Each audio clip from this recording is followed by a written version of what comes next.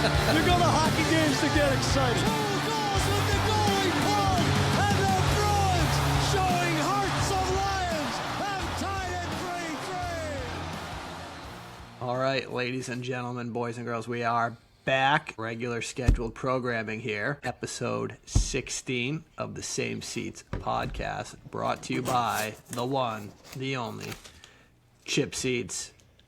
Chips Maple Mania, this bag has been empty since before the Olympic break. Chips, send us some seeds. We know it's baseball season, but rip the chip. I think our ad deal may have ran out, but we just love Chip Seeds so much that we're going to still support them. Thank you, Chip Seeds. Now we're eating Chip Seeds while we watch The Founder on the bump. Yes. What's Go better Huskies. than that? Nothing. Full circle moment for the program. Full circle moment. Boys, it's good to be back in the saddle. Talking bees, talking trade deadline. How we doing? It's Wednesday. Fired up. A couple nights before the deadline. Talk Fired to me up. about it. How are we feeling? I am so excited. I missed the Bruins so much. I was just even the USA, obviously fucking sick, unbelievable time. But I missed that game last night. Was so good, and just seeing the Bruins, they just picked up right where they left off, and the trade deadline is humming. Twitter is humming. There's trade deadlines and trade proposals being sent everywhere. Somehow the Bruins are going to end up with Connor McDavid, and then they're not.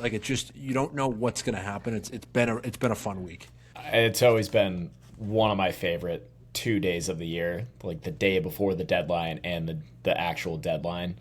It's just so fun to watch all the fireworks and everything, and we've had it pretty good the past few years. So hopefully we're recording this Wednesday night. Thursday will be the day before, and hopefully we get maybe some predictions right even on Friday. There was a tweet from the account today that we were feeling it in our loins that something would happen today with the Bees.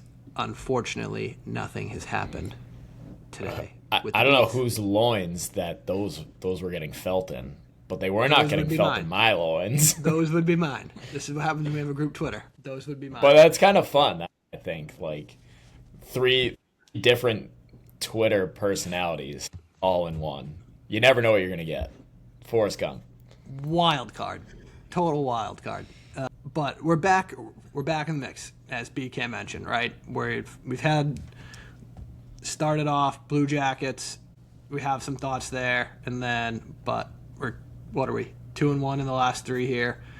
Like BK mentioned, good one last night against the Pens. Dropped some big points against the Flyers, which was a real big missed opportunity in my book, but obviously got out to that good start with the Blue Jackets. Before we dive into these games, what do we got for housekeeping, Uncle Brian? First things first, RIP to Tanner Jeannot's dog.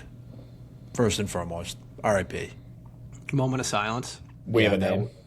I don't, but it was a sad Instagram post, and it tugged on the heartstrings. I'll tell you that much. It was I came across his, and I came across his wife's, and it was if you haven't seen his wife's yet, it's a very cool read on how the dog was there when Tanner was on the road, and best friends. It was just very sad, and it sounds like the dog passed a little bit earlier. But anyways, Lockmalay, I think I got his name right.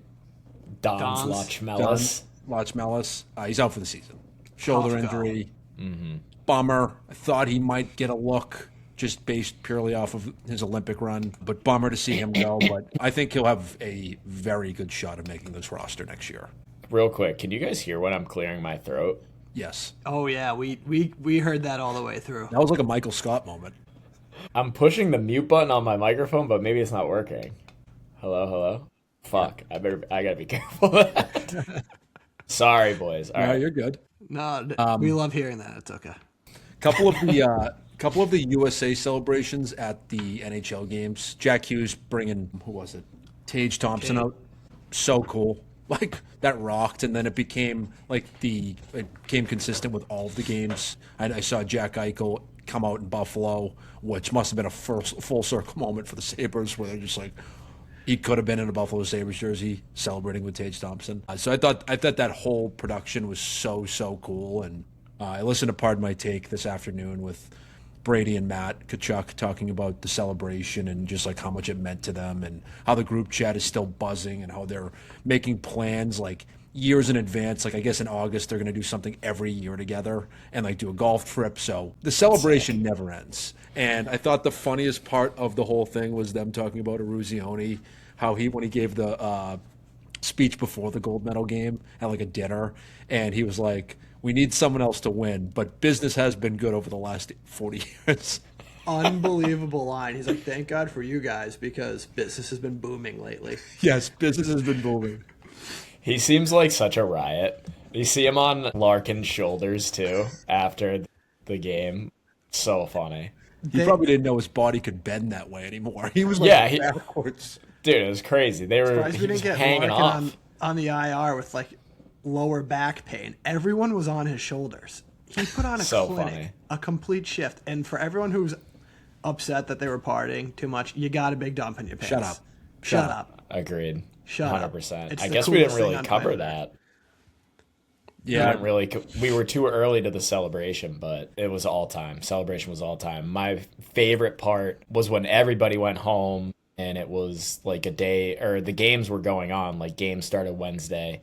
Matthew Tkachuk just still went to the elbow room, slamming beers, having fans try on the gold medal. Sat at our table that we typically sit at, the one right outside in the middle. And Yep. Unbelievable. we got that for Fem's batch party first night. And it's the best table. There's individual pictures of Matt Tkachuk in the elbow room, hanging up. That's He's I got to mean, have Hall- ownership stake at this Hall of stage. Fame elbow room. It's like I don't know. Yeah. I mean, That's we've been beautiful. proponents of the elbow room long before Merles was barking about the elbow room. That it's the best place on the planet. You mind moving over a little bit? Pipe down, bud. The other good thing too lettuce. crazy, I didn't realize this. Hillary Knight played on a torn MCL in the tournament. And now she's done for the year. I mean, yeah, right? Victory Yeah. lap. Holy cow! And like even just to bend the knee for the proposal too, she must have been screaming. That I Probably mean, got a the shot whole- before. And but like you, I mean, I For it all. candidly don't watch any of the PWHL. I knew she was nasty, but I didn't see her miss a beat on the ice with a torn MCL. She must have had a offensive lineman brace on her leg underneath that shin pad because she was humming. Didn't she borrow your brace? No, Vez stole that and he lost it. He's on the hole with me a grand.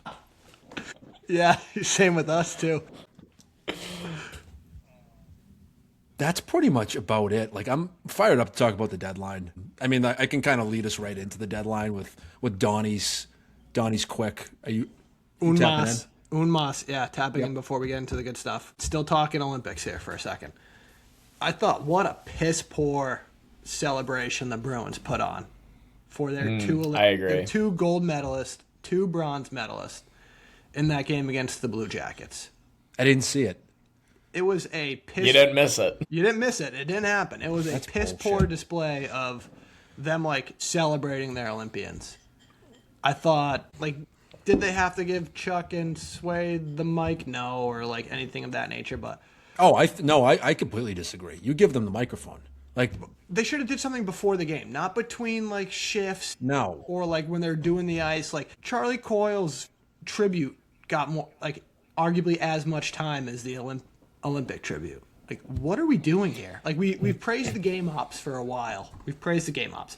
That pissed me off to the nth degree. Not only that, but they ran the same play back what they did before they sent everybody to the Olympics. Like, love Team Latvia, love Don Zlachmelis, but they were giving him a shout out at the game on the Jumbotron. It's like, all right, come on. We don't care. Cool, he got to go and played. That was great, but you got two gold medalists right here. It's Played in their Pro- time. It's played their in time. Let them Providence. shine. play in Yeah. Providence. We don't need it on Causeway. We got it. And Henry Yokiharu also got it too. It's like, play that in Providence too. But so I again, I missed the whole thing. Did they not recognize Werenski on the other side? They panned over to him like Nesson did. But Oh, give me a break. do a puck drop. Get McAvoy out there. Swayman wasn't dressed, and people were all pissed about it. Shut up. Shut up. Shut up. You're an idiot. Shut up.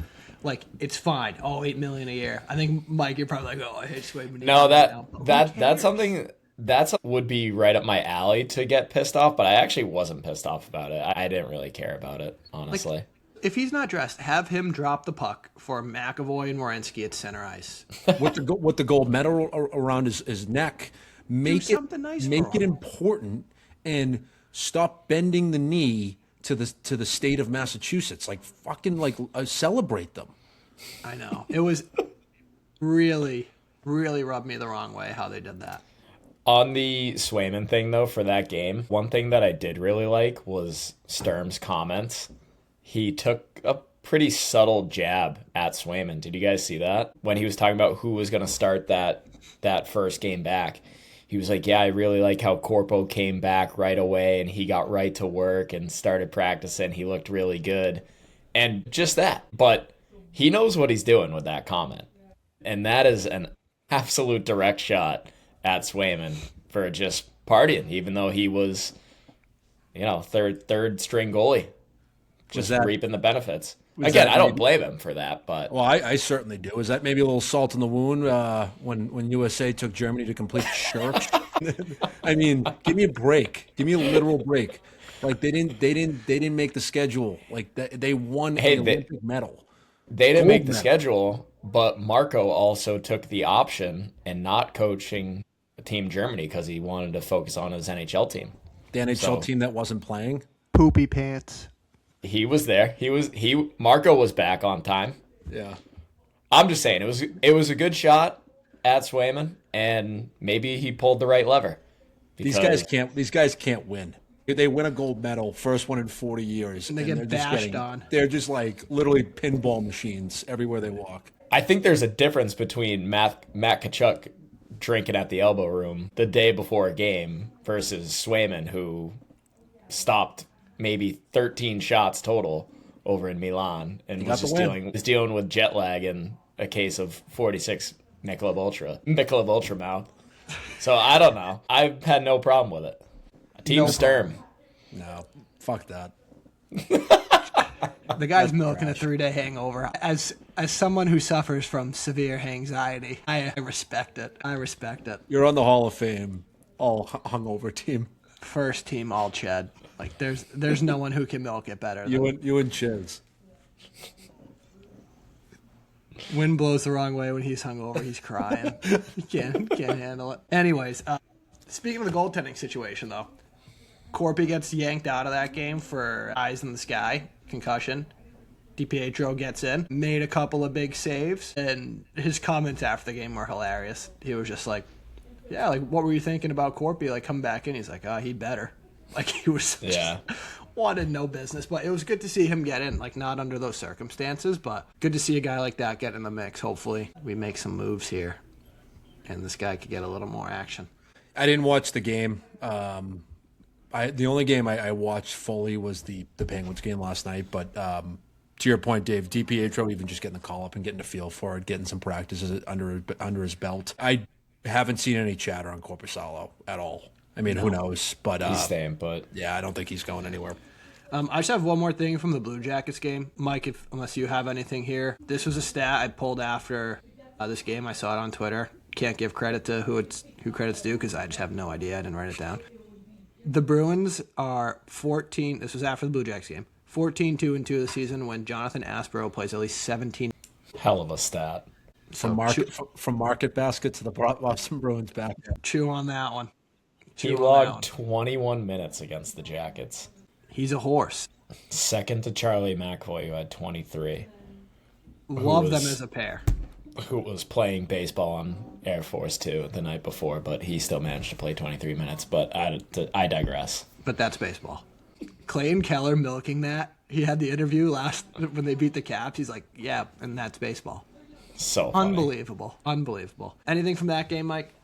No, I've DiPietro actually made a really nice save, high blocker. Yep. When I don't know who came down, it was like a 2-on-1, but huge save and just good for them to get the win. I wanted to talk about their home winning streak, but that kind of carries into the Penguins game because after the Jackets, they were 10-0 in their last home games, and with Pittsburgh last night, that moved them to 11. So they're absolutely buzzing at home, which is kind of, I don't know. I mean, I feel like they've always had a good home record, except for the playoffs. I feel like we lose at home in the playoffs all the time.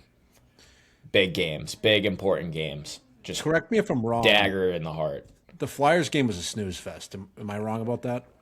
Kind It wasn't Costa bad. was buzzing. Okay. Geeky should have Yeah. had 17 goals. Honestly, Valdar stood on his head. He made a lot of big saves. The game was interrupted and kicked to ESPN News because we were just laying heat on Iran. So Because Connor Hellebuck was ordering airstrikes in Iran. the Secretary of Defense was taking over. So the game was kicked to ESPN News for like 25 minutes, which was I did annoying. not know that. That's Yeah. No, it's actually a good game though. I mean, the Bees were flying around there. I feel like they probably could have won, but Flyers ended up playing well, and would have liked to get a point out of that when they made it close at the end there. But Well, we have to talk about not- that scrap though. I was going to Janelle say that was the Delorier. one thing that I watched, Whoa. and I mean, I think we can give maybe the title to yeah, number one Wow, in the league was that before or after his dog died? before. That's fucking nails. So he's good to go then. Because I don't know if you guys remember back in 2023, Linus's Olmark dog died, and it's ever since that, it was right before the playoffs started. He was not the same guy ever since. It was bad. Okay. I didn't know that. Yeah, he had 2 corgis. One of them died. And then right before playoffs, we play Florida. He lets up 19 goals, and you know the rest. It's a dog-friendly podcast too. It is a dog-friendly podcast. This is a golden retriever podcast. we need the dogs alive, really, Yeah, is we what do. we need. We play for the dogs. So R.I.P. and peace again. Yes. Janelle's dog. Yes. Don't know why I'm laughing. We're still working on getting that name. So messed up. Well, that's important stats, though. You need to know that Janot's still 100%. good. And if he can beat the shit out of Nick Delorier like he did, I think he's fine. I want to double click on him being the number one fighter in the league. I think we can put that to rest now. Like I think he's number one. And Yeah. Philippe was right or all wrong. I always put Zadorov and maybe even Kastlik ahead of him. But his calmness in a fight like that is a little scary to watch from the screen. He doesn't have any sort of like he waits for his punches and he comes in with bombs on his head. I think Delorier was cut up a little bit too. Yep. He was. He would. I wouldn't be surprised if he showed him a text after, being like, "Damn, it's insane." Like he Respect. probably hasn't gotten his bell rung in years. Like when was the last time you've seen that guy get his face Never. pumped? Never. Yeah. Did you He's guys got, see like- that was in Retribution, too? Because before they went to the Olympic break, Delorier was the one that hit Zaka Yep. and sent Zaka to Conky protocol. Oh, I didn't know that. Yeah, I didn't know that either, honestly. But what was it, ABC? They showed the replay. They showed him talking in warm-ups and everything. So credit to them for putting that good storyline together. Didn't People know won't about it. forget. I did come across Delorier's stats today. His offensive stats, that is. He's out there fooling around. He doesn't have a goal. Sunday skate. Just tomfoolery everywhere. Him and Garnett Hathaway are just On the Here for a same good team, time. too, nonetheless. Yeah, Probably on the geez. same Zero line. production. here for a good time. Hit some bodies. Well, that game stunk. That game we should have had some points. And the race is so tight that we need to squeeze the Bruins need to squeeze as many points out of this as they can going down the stretch here. But the game event against the Penguins, I thought that was going to get out of hand really early. But Sway's good for letting in the first shot goal. Like, that's okay. Then you just live bet the Bees and they bounce on. They bounce right on back. Houdini makes it happen. We haven't seen Steves in a while. Boys, we haven't seen Steves in a while. So right. that was like the first note that I had. And then it was bang, Swayman lets in the first goal on the first shot. So what do we think? Do we think we keep the lines going? Do Steves flex back in? I like Easymont's game too much to pull him out. I love Easymont's game. That's what I was going to say. He's also I don't know if you saw his press conference after the game, and he was just saying like he's just trying to find his role in the team, like whatever role they really need him to play. I don't know what his role is in Seattle too, but I don't think he was like necessarily like a fourth line guy. I think he might have been maybe top 9, but he's playing almost like that fourth line role now. But cheeky little pass to Houdini yesterday. He also has jets, and he's skilled. Throws the weight around. He'll probably fight if you need him to. Doesn't make a ton of mistakes in the defensive zone. I really like his game, and he's at a very low cap hit. And I mean, listen, You look at any trade proposal, people are just chucking them in like it's nothing. He's at a 1.4, I think, cap hit. I think it's dumb to trade someone like that. Trade Arvidsson before you trade him. Truthfully, I don't see a reason why you would trade a guy like that. I think we He's have a little bit of a rat too, which is great. Like he's good at getting under guys' skins. We just have- skins. I don't know. I feel like him, Steves, Houdini to a certain extent, like the smaller left-handed shot forwards, we kind of have a plethora of them. So how many of those guys can you hold on and how many can you play? And if you want to give guys like Don a shot, right, like that's someone whose spot he would have to beat out if we're looking to get guys activated from Providence at some point. But That's a good point. do love his game, and that forecheck was nails. Like their forecheck against the Pens was nails all night long, and it was brick. When Razor's up in the booth, it's so much better, and they do a great job riffing off each other. It was Brick was like, hey, yeah, you do those like 3-on-2 drills down low all the time, and you just think they're stupid, and the D, they get beat up, and everyone gets pissed off at each other. But like that was just a perfect example of Houdini finding the soft spot and just sending one top cheese. It was like a perfect triangle too. Like when they're dissecting that in the film room, it's just going to be a perfect triangle. It's a coach's wet dream to see that. Yeah. It's like, this is amazing. Yeah, and it was actually kind of fun to see Brazeau on the other side and knowing that we got Houdini for Brazeau. Yeah. I don't know if you guys feel this way sometimes when you watch games and like guys, there's certain teams that are just loaded with former Bruins, and I feel like the Pens, maybe not former Bruins, but Bruins and Mass guys are just like, this is just weird watching this And game. former Bruins. They had Parker Wotherspoon. They had Justin Brazeau, Cliffy Hockey. Clifton, Noel, Yep. Yeah, Noel Achari. and then there's Shazo, Hazy. Like there's all these guys. Just like, this is just a weird Well, it was game to watch. at the beginning of the season. It was still Fenway Sports Group. So I mean, True. makes sense. Do the math. Did you guys pick up on a little bit of hatred between Malkin and Zadorov? Yeah, they Yes. were going at it pretty good on the wall. Yeah, that was from the same country. Usually the guys like that are pulling for one another, or just in like, I don't know, they're not trying to kill them or. Well, didn't like Zadorov defect from Russia, and Yes. Malkin just has Putin's credit card? Yeah, Zadorov So was. Zadorov. Was, I don't think you defect from Russia anymore. Well, you know what I mean. He's just anti Is he anti-Russia? Putin. Yeah. Yeah, big time. Really? He's like came out with comments. No way. I didn't know that. We need to get our geopolitical analyst Correspondent. correspondent. Who do we have? Sean Verrier? Is it Oh, no. is it Tenkrat? Yeah, Peter Tenkrat. He would be great to get on the pod. His Twitter's awesome. Yeah. Open invite. Just let us know. Reach out. Open invite. That's a good point. I didn't know that, though, because I kind of thought the same thing, and I chalked it up to Zadorov just being an absolute meat stick and just not caring about anything. He's Not like, caring. I hate Malkin, I'll go get him anyways. Yeah. But it's fascinating dynamic. Yeah, I thought that was interesting. But I thought all around I thought the Bruins, like, second period was a little bit of a lull, but you can't keep that momentum that they had in the first period going for the entire game. Swayman, after the first goal, stood on his head. He had that back door or off the back wall, a Chari save when he went post to post, huge save. Couple of breakaway saves too. A couple of gifts from the penalty from the referees too. That cross check on Mantha was so soft. We didn't capitalize on it, but regardless, I thought that was ridiculous. But Easymont was saying it after the game too.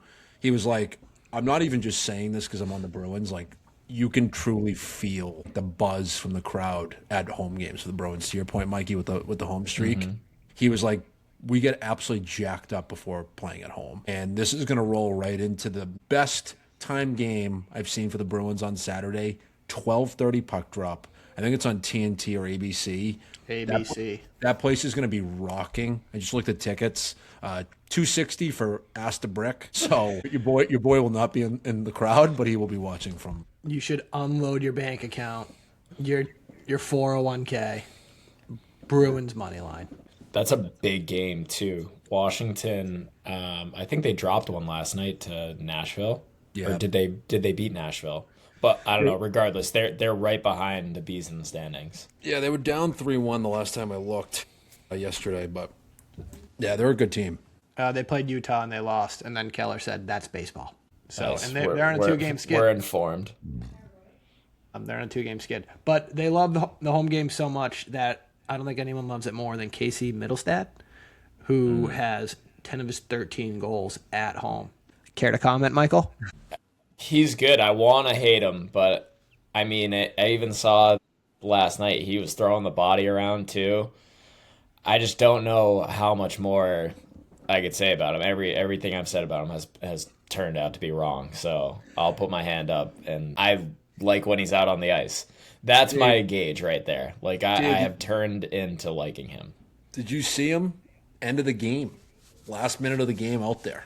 He's getting more trust with Marco. Break by Loses the break. stick, kicks the puck out of the zone, huge clear. I love his game. Someone pointed out, and remember that stupid ass Hockey News thing that said plan the parade? It was Matthews, Marner, and Nylander. There was a little blurb at the bottom. Buffalo's shining star, Casey Middlestad. I did see that. See that? Boston Bruin. Former Colorado Avalanche. Maybe No, I like mean- it, but yeah. Credit to you guys. You guys have been singing his praises pretty much all year, and I don't know what else I could say bad about him. I mean, if he's your third line center, you have a really good team, and if he's a third line center on a cup contending team, that team is probably going to go deep. So I think if he can stick around, obviously, I don't think he's going to get traded, but if he can stick around for the next 2 or 3 years and they can build a competitive team and he's a depth center, I think I am really going to like him as a piece going forward. I don't think anybody will take, on to your point, Mikey, I don't think anybody will take on his contract, which I think kind of works in the fans' favor a little bit. I think for the years to come, if he's on the third line, we're a great squad. 100%. I got a question for you two before we get into the trade deadline here. I've been watching some hockey. I've been thinking about the decor. Hampus Lindholm. Is he a top, I'd say like top half, like 1 through 3, and then 4 to 6, right? Breaking the decor in half. Is he a top half or a bottom half ranking guy on a cup contending team? You go first, Mikey. It depends. If you're Colorado, he's a bottom half. If you're I'm trying to think, someone from the East. If you're like a Detroit, he's a top. I think it just depends how heavily favored you are as a cup contender. Did you guys hear that? No, would you fart? Okay. No, I had post-nasal drip going on. Just suck it down. Sorry, didn't mean to derail, but We got a lot of bodily fluids We got flying a lot of around here. sickness on the podcast. just battling it out. So you're saying if he was on the Colorado, yes, but No, if he's on Colorado, he's bottom. He's a bottom 6 guy.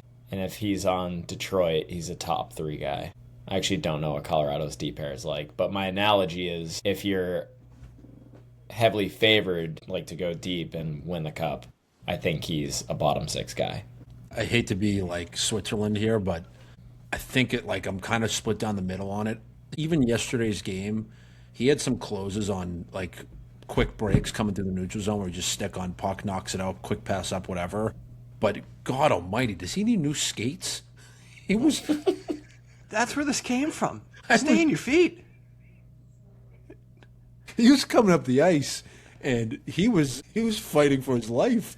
He couldn't, but like he would still make the play within like collapsing on the ground. It was bizarre, and I hope like nothing health wise is happening, and like I hope I'm not going to shoot myself in the foot here. But like he's truly one of the most complex hockey players I've ever watched in my entire life. But I love him. Like it's bizarre. Like he just like he's hardly like ever really out of place. He plays good defensively. He's got a pretty good shot from the point. He tries to hit people. He hustles. Like he does all the right things. There's points he looks like Bobby Orr. And then there's that shift in the first period where he was going back for the puck where it looked like he had skate guards on. He couldn't stand up. Going back for the puck, and then he takes all these stick penalties. Watching him is the biggest roller coaster on the planet. But I love it though. Like I'm addicted. I'm a crackhead when it comes to I'm addicted this. to hummus. I am addicted. All right, so back to the point that I was painfully trying to make. Detroit's decor. You got Ben Sherratt, you got Travis Hamonic, you got Moritz Seider, you got Axel Sandin Pellikka, which is all-time name team. That's pretty He much can it. skate like the wind. Yeah, I think I'm putting Hampus in the top 3 there, right? Yeah.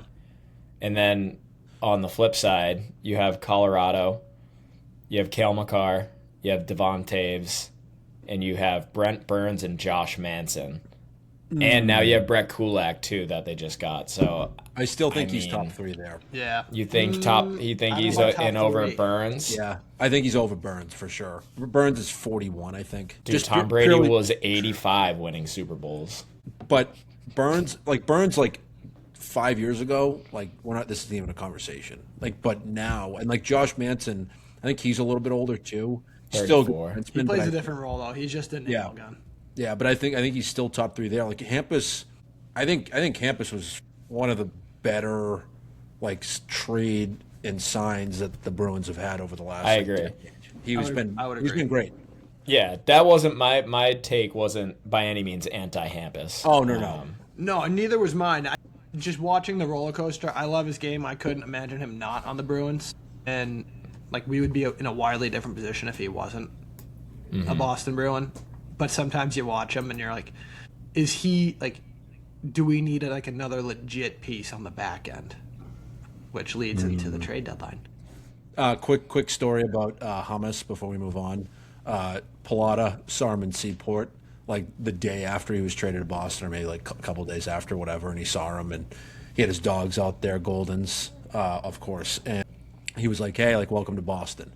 And Hummus said to him, he was like, "Holy cow! Like I didn't think people would like recognize me. I wasn't recognized in Anaheim ever." And so just like the full 180 of like where you were playing hockey to where you are now playing hockey, and I think he has fully embraced like being a Bruin, being in the city, wearing the crest. Like he's done it all, and he's gotten some pretty gnarly injuries over the last couple of years, but he always bounces back and he'll always get us at least 50 plus games.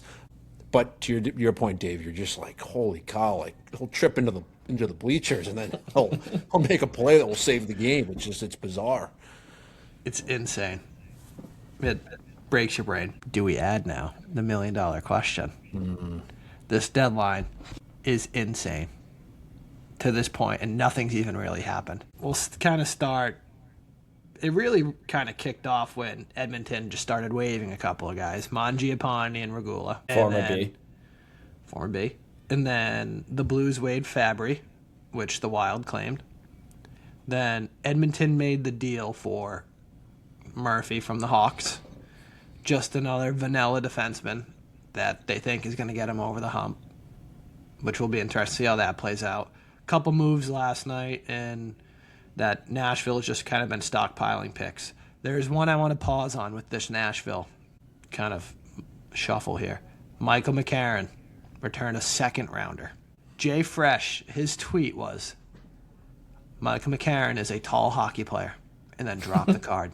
If he's returning a second rounder, Spot the lie. if he's returning a second rounder, what does Victor Arvidsson return? Victor Arvidsson gets you a Tyler Bertuzzi-like package from 2023. What was that package? Enlighten us. The Bees traded a first and a third, I believe, for the unmade bed. Let me see. Let me use the Google machine real quick. I would love to see what that turned into on the Detroit side, who they end up picking up with that. And then when you're looking that up, there's been a lot of rumblings about the Bruins looking to add a defenseman. There's 3 off the board. Well, 2 and a deal pending right now. Tyler Myers to the Stars with a pretty decent return, a second and a fourth, nothing too crazy. And then Parayko to the Sabres. And this return was borderline comedy with a first rounder, the kid with no vowels in his last name, the defenseman that plays in the Dub, who was their first round pick, 9th overall. And then I think there's another piece. I didn't see anything come across. But these asks are insane. Like this potential Uyghur to Utah, what is going to be in that package going back to Calgary?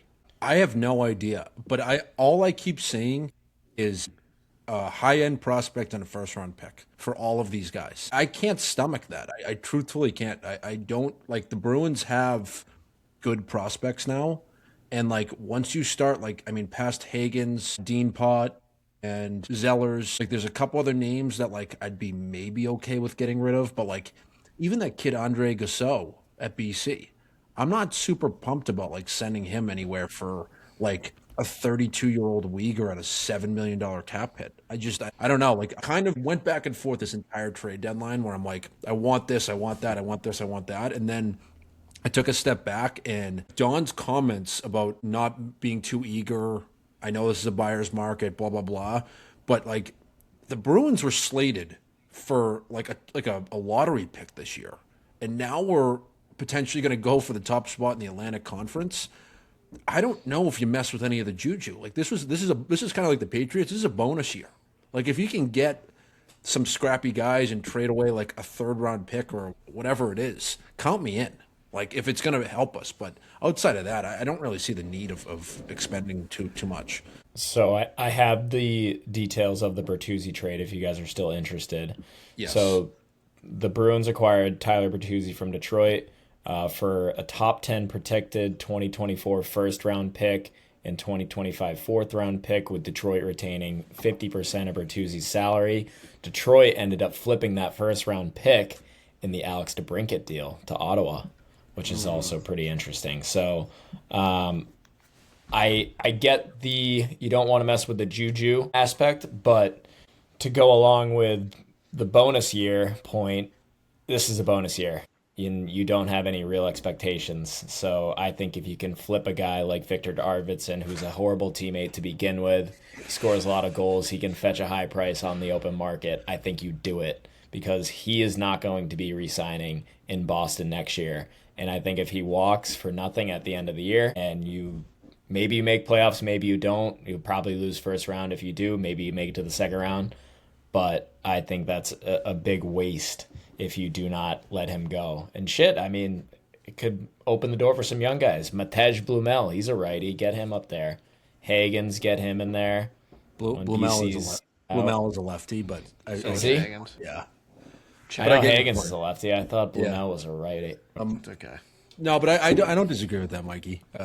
Do we I think have any righties? Jesus. I know, sir, hardly. But I think Arvidsson, he's going to get.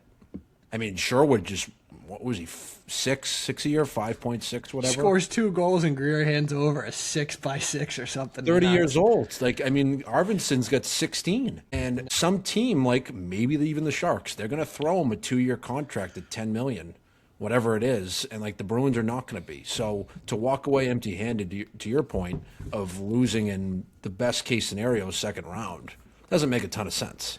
Mm-hmm. And I mean, I've seen some other stuff too, like about names. Like we'll get to the big name in it here in a minute. But Connor Garland, his name's been thrown around linked to the Bruins for quite a while. Decade. I'm Bruins good. legend. Yeah, Bruins legend. I'm good. We have enough Connor Garlands. He's a great player. His cap hit's not the best for what he's doing, in my opinion. Great player. Just we don't need him at this stage of the game. Like, and people are throwing around send like a Patra in a pick or something. Hold on to the picks. Hold on to the picks. I'd rather have Patra in the AHL than over rotate on a guy like that at this stage of the game. So that's where we're going to be a little bit different, because like if we can get Garland for the right price, count me in. Count me in. Like if it's Patra in a second rounder, I'm in, completely in. You start leaking into the first rounder, maybe even a second player thrown in with Patra. That's where you lose me. Not doing that. Well, people have lost me on Twitter when they're like, you can't touch Lysell or Patra, and this is what's gonna get me. This is my Robert Thomas take when I was texting you guys earlier. People are like, you can't give up those type of players, like the Lysells, the Patra, and like a Lori, for example, and like a first rounder, right? If that's the package for Robert Thomas, hypothetically, it's, well, you're giving up a D who has potential, who's played in the NHL. You're giving up a forward who he showed he can play in the NHL, but like, what's he going to do? And then a first rounder, and who knows what that first rounder is going to be, where it's going to end. and you're getting a legit 1C back, that's a move, in my opinion, you make. But when they're like, we need a Dean Pot or send us Higgins for that, you don't over-rotate. Well, I don't know. I mean, I know everyone says that Murphy's Law is not credible, so take this with a grain of salt. I saw Higgins, a first rounder. This is it right here. You want it? Yeah. Higgins, the first, and Fraser Minton. Yes. You kidding? Give me a break. Like, give me a literal break. Like, that's ridiculous. And, like, I get it. Robert Thomas was probably right on the brink of, or he was considered for Team Canada, which even just having that is insane. But give me a literal break on sending over, like, just sending the Providence Bruins, like the whole team. Like, I don't understand that. That is a ludicrous return. Like, you send that for, is he McDavid? You send that for Matthews. Yes. Yes, if that's Austin Matthews, yeah, it is what it is. That's fine. Do it. Count me in. 60 goals, thank you. Two-way player, American hero. Put Isla on the trading block. Hates Toronto. Hates Canada. But yeah, that's my take with Thomas. Like, don't touch Dean or Higgins. Send a first, send two, but like he is established. But what do the Blues do now? Okay, so like they've set their asking price. And the asking price is so astronomically large that no team can even like put together a package that is even enticing for them to consider. And like Buffalo has the dogs. We just saw them trade for Ristolainen. They traded their 2025 first round pick, and they traded another first round pick for I think it's next year or this year, whatever it is. And I heard Owen Power was on the offer, but then I heard he wasn't. Anyways, what do the Blues do this summer? Like Robert Thomas has seen his name in the news for the last 5 days of all these different trade packages. The Blues are going to be horrendous next year. And what is he going to roll into summer and be like, "What's up, boys? Like, yeah, I'll be back in the fall time, ready to rock." Happy to be here. I like it. What's gonna happen is they're gonna ask for such a large package, and then it's gonna come summertime, and they're probably gonna consider a trade for him, and no one's gonna give the same package that they were offered during the trade deadline. I wonder if it's just a a 101 supply and demand. I wonder if it's just like a negotiation tactic from the Blues, though, just putting out a crazy high price, and then you want to see, okay, I set the bar this high, let me see what I can get. Hey, I respect it. You kind of have to do it because they're desperate and they're going to do it. Yeah, you got to play the game. I don't know why they're so hell-bent on wanting to move him, too. That's another thing that kind of confuses me. He's 26. Wouldn't that just turn a guy off? Like, yeah. They were saying on Chicklets, like, Steen's going in, he's taking over. Like, isn't that a guy you want to build around? Right. His contract's sick. They're asking for prices like he's a guy you want to build around. I did see a tweet. I wish I didn't see it because I think we're going to be really upset. 2017 NHL draft, 2 years after the infamous. The Bruins selected 18th overall, one of our favorite players ever, Euro Vakanainen. Number 19th was Josh Norris. You know who number 20 was? Tip of the cap, RT. Robert Thomas. That's baseball. Yeah, but swing bada. Vakanainen is basically Lindholm now, though. So. Oh, I think that's a stretch. That's how I've always rationalized it. It was him and a first rounder for Lindholm. So. Oh wow! We kind of got away with that for kind of bandits. Yeah. But who the Ducks sure take I'm with right that on first that. rounder is probably like that Beckett Seneca kid. Probably Ryan Getzlaff. Stop. So dumb. Leo Carlson. But what are you guys hoping for here with this deadline? Obviously, there's a lot of stuff. Like in a perfect world, what does a successful deadline look like from your perspectives here as a Bruins fan?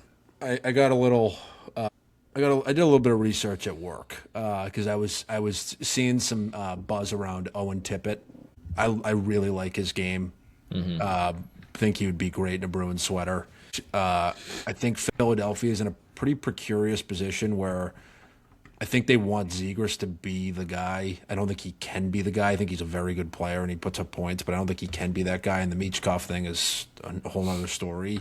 But I think they would be willing to part with Tippett at the right price. I was thinking you throw Philadelphia a first rounder in Patra, and count me in. He's signed for the next. He's signed through 31 and 32 at like 6.2 million. He's 27 years old, and he's a big righty shot that we need in up front. So that would be like my absolute like. I think they should go for that. That's a playoff hockey type of player. He's a load in like a good way. Yep. Big redhead too. Like he's got one of those. His helmet's massive. He's got a Kenny Albert head, kind of like. He's just strong as an ox. I like the player. I don't know if Philly would do that though. I mean, that seems like a fleece. So, obviously would be happy with that, but I just don't know if they would do it.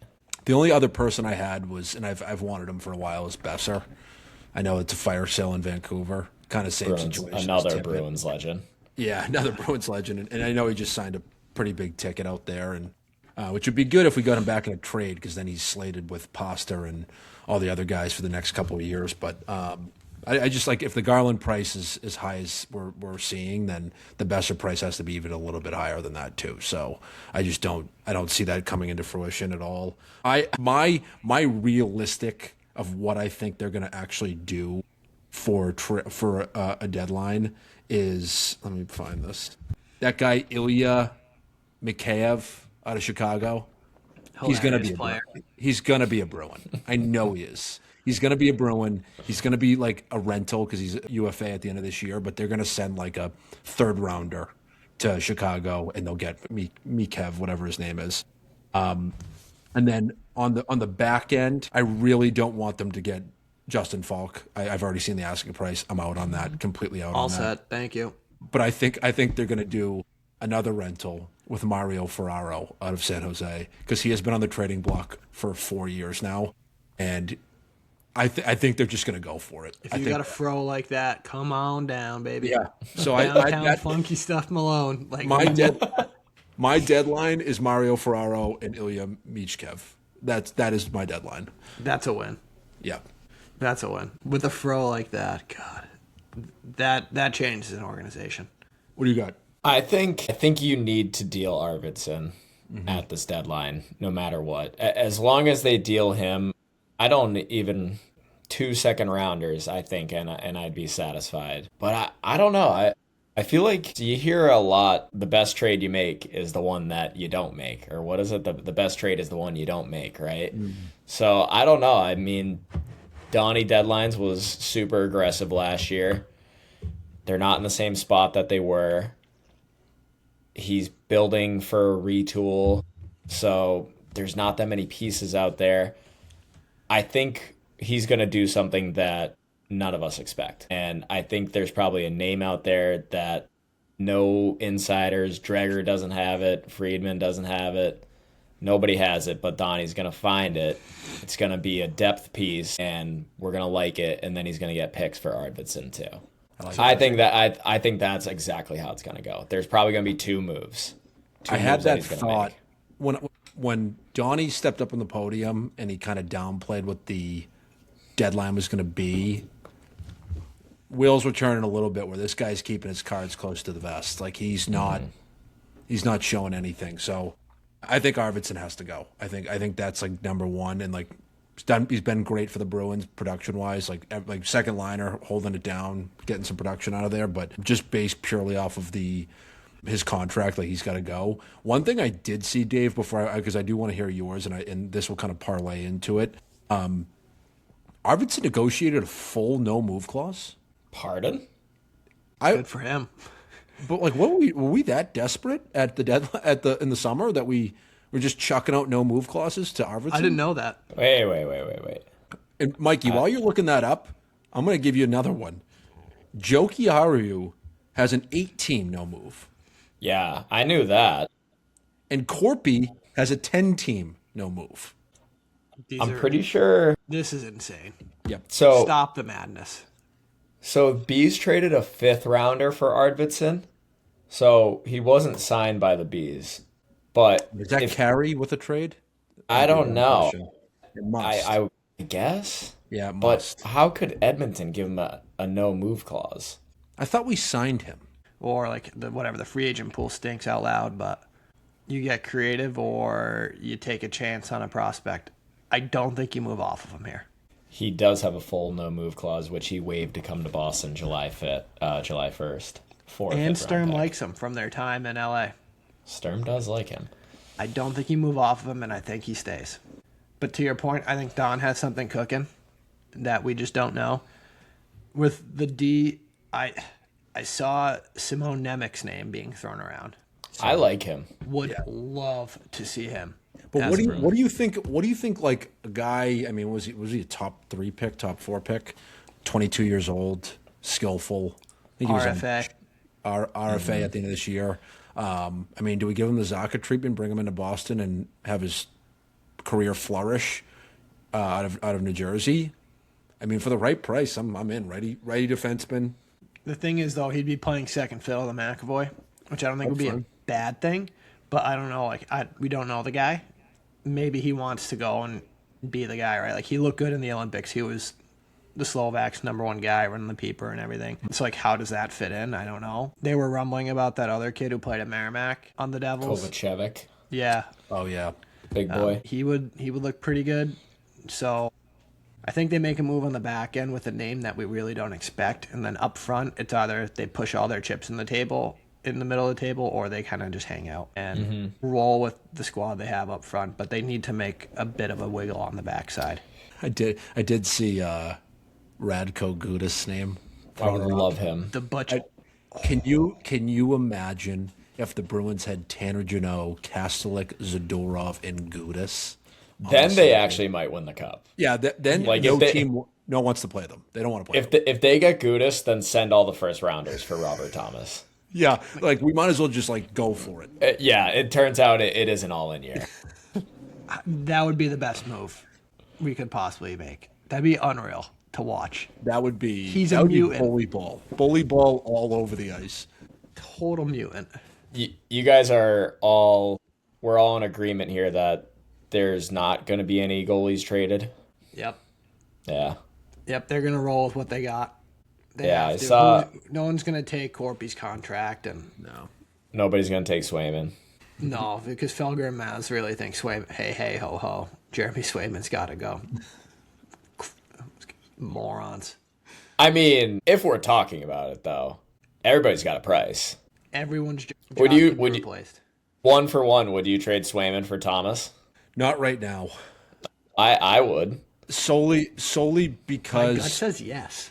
solely because I'm a true believer that you build from the goalie out, and if Korpisalo is manning the helm, then we're in serious trouble. Well, you did miss DiPietro make that 6 save on the blocker side. Yes. Point. I would like to see Future. Pietro and the other guy Simon. Last name starts with a Z. Svedbest.